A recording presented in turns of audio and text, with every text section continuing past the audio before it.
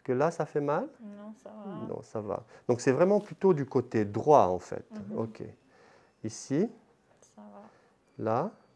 IPS, ça veut dire infirmier, praticien, spécialisé. Donc, il y a le mot infirmier en premier. Nous sommes des infirmiers avec une pratique avancée des soins. En cas de parler, c'est un jeune patient avec un traumatisme du pied, mais on va s'installer. C'est un nouveau rôle qui est intervenu dans le service. On en voit des bénéfices à différents niveaux. Alors il y a un intérêt, c'est que c'est finalement de par la pratique autonome, c'est des professionnels qui peuvent prendre en charge des patients. Ils vont amener cette compétence aussi infirmière, donc aussi une évaluation un peu plus globale. Il y a à la fois des compétences médicales qui ont été acquises, et puis il y a tout le côté infirmier qui est extrêmement important pour nous. Au niveau neurologique et vasculaire, je n'ai pas de particularité, un examen qui est normal. On va faciliter l'accès aux soins parce qu'on offre un modèle de soins alternatif au modèle actuel. On peut collaborer avec les infirmiers du CMS, reprendre une partie de la clientèle d'un médecin traitant pour qu'ils puissent se consacrer aux patients qui ont un réel besoin d'avoir une consultation médicale dans le sens classique du terme. Du coup, moi, je prescris les médicaments qu'on a donnés, je vais prescrire la radio, et puis on se tient au courant. Ça marche. OK ? Beaucoup de services d'urgence, quand on regarde dans le monde, ont mis des IPS, souvent parce qu'il n'y avait plus de ressources médicales. Donc c'était pour suppléer ou pour remplacer à une absence de ressources médicales.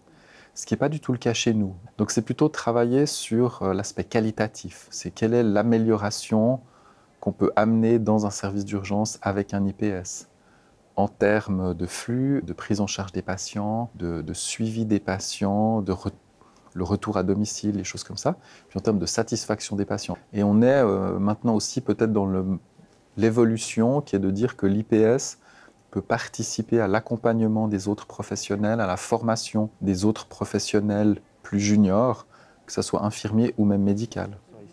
Ça, c'est le A, d'accord ? Le B, c'est les poumons. En fait, moi, je tiens beaucoup au fait de garder la tenue infirmier. Je vais prendre les patients pour les amener en consultation et puis ils me disent « mais j'ai pas encore vu le médecin ».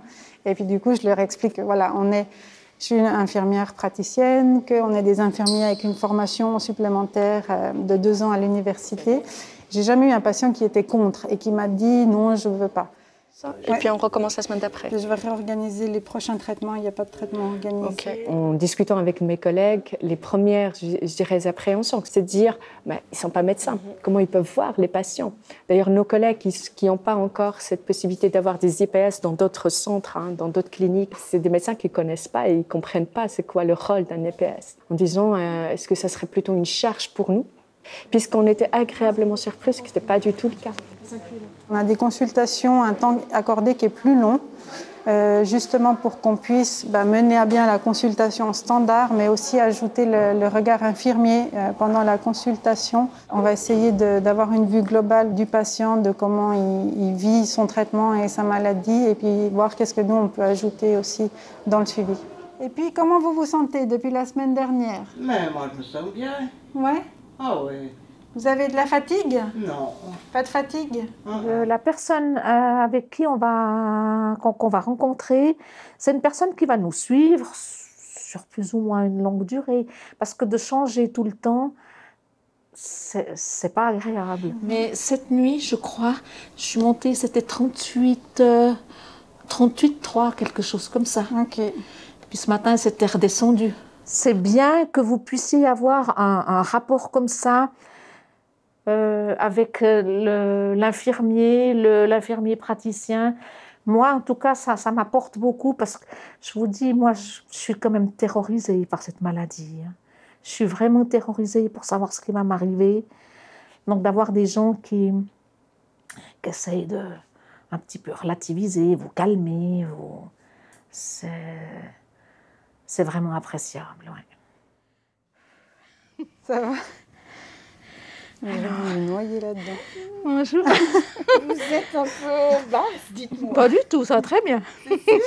Donc si je prends l'exemple de Mélissa, c'est quelqu'un qui a su comment trouver sa place. Elle a une très très très bonne connaissance. Je suis très agréablement surprise dans ce sens-là.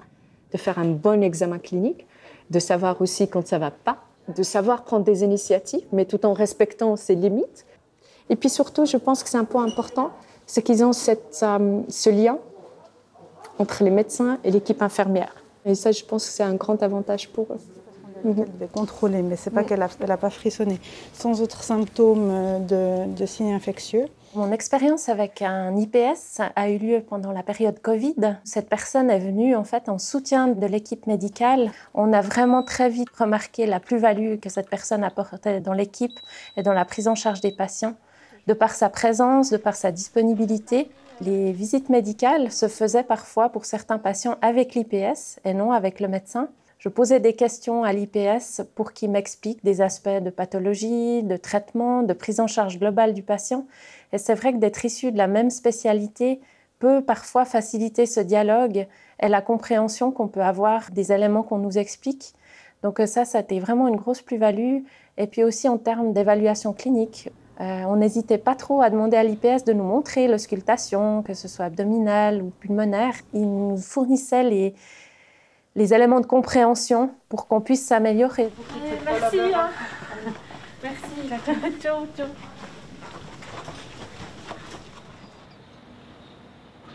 Avant mon arrivée dans la consultation, donc, il y avait un poste d'infirmier clinicien spécialisé. Et puis, on s'est aperçu que, on était souvent seul à domicile et il n'y avait pas forcément les médecins à disposition. Donc, il fallait des compétences supplémentaires médicales pour pouvoir réagir quand il fallait réagir et aussi pour pouvoir aller plus loin dans les évaluations médicales. C'est pas facile. Non. Comme je vous ai dit, il y avait des exercices qui étaient faciles et d'autres qui étaient un peu plus difficiles. Donc, il ne faut pas vous tracasser avec ça. Et peut-être dans 6 mois, on pourrait réessayer. Peut-être que là, vous allez réussir. D'accord. Pas vous inquiéter. Ouais. Je dirais que la grande force de l'IPS, et là où il apporte plus, c'est des connaissances extrêmement solides du point de vue des grands syndromes gériatriques, les démences, le délirium, les chutes, où là, il y a une solidité des connaissances et une rigueur dans l'approche, parfois plus que ce qu'on arrive à obtenir du côté médical. Avec aussi, je dirais, de bonnes bases du point de vue de la pharmacothérapie. Christophe est en train de devenir un pilier dans l'unité ambulatoire communautaire où il travaille. Le fait d'être IPS aussi, quand on intervient à domicile, parfois il faut, disons, prescrire des examens complémentaires pour préciser un problème de santé ou pour surveiller l'évolution d'un problème de santé.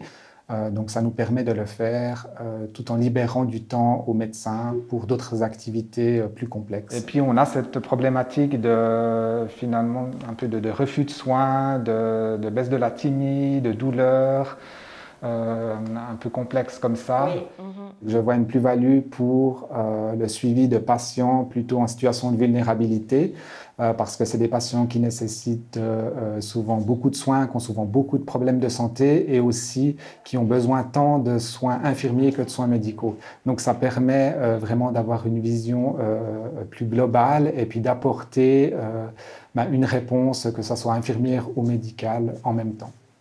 Ce serait dommage d'arrêter le Syntron si elle ne veut plus, puis de rien mettre, plutôt d'essayer, puis de voir un peu comment ça évolue, quitte à faire une mesure de l'antidisa pour voir un peu la répercussion. Ça, c'est une bonne idée. Je pense qu'il y a toute une série d'opportunités qui existent, pas seulement en gériatrie, mais effectivement dans d'autres domaines du système santé. D'une façon générale, je dirais toutes les pathologies chroniques peuvent bénéficier de la rigueur, de l'approche qu'un IPS a dans un domaine qui est bien délimité et qu'il ou elle peut maîtriser complètement.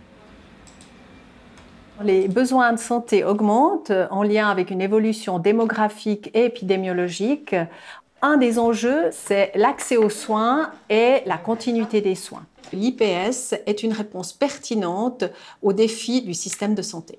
L'expérience acquise dans d'autres pays montre que la qualité et la sécurité des soins auprès des patients est assurée et que les coûts sont maîtrisés.